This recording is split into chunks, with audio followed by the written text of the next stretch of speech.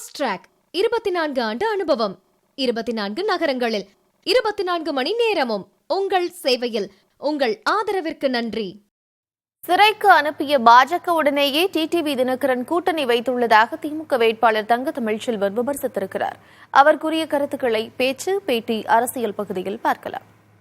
நான் கேட்கிறேன், இங்க எடுத்து நிக்கிற தினகரனை பார்த்து, அந்த அம்மா இறந்தாங்க, அப்ப அண்ணன் பன்னீர்செல்வம் முதலமைச்சர் இருந்தார்ல, அவரை வீட்டுக்கு கூப்பிட்டு நெஞ்சு சட்டை பிடிச்சி அடிச்சு முதலமைச்சர் பதவியை ராஜினாமா பண்ண சொல்லி லெட்டர் வாங்கினது யாரு?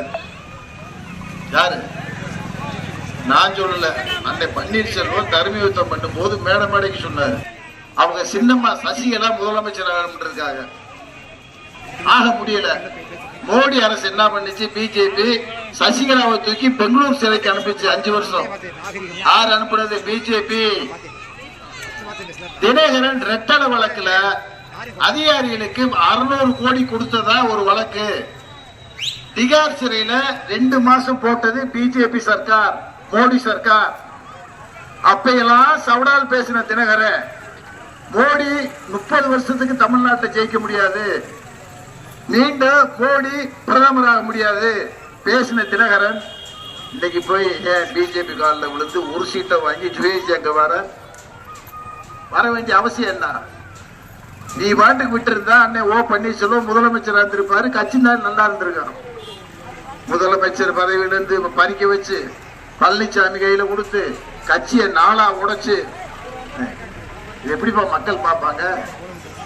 இன்னைக்கு வந்துக்கிட்டு நான் நல்லது செஞ்சேன், எனக்கு ஓட்டு போடுவேன், எதே ஓட்டு போடுவேன்?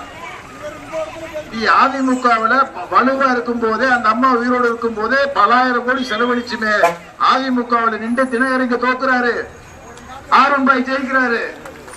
இன்னைக்கு நீ எந்த பின்னணியில் நிற்கிற? உனக்கு அதிமுக பின்னணியும் இல்ல, திமுக பின்னணியும் இல்ல, சுயேட்சையா வந்து நின்றுக்கிட்டு ஜெயிப்போம்னா எப்படி ஜெயிக்க முடியும்? இன்னைக்கு போட்டி திமுகவுக்கு அதிமுகவுக்கு தான்.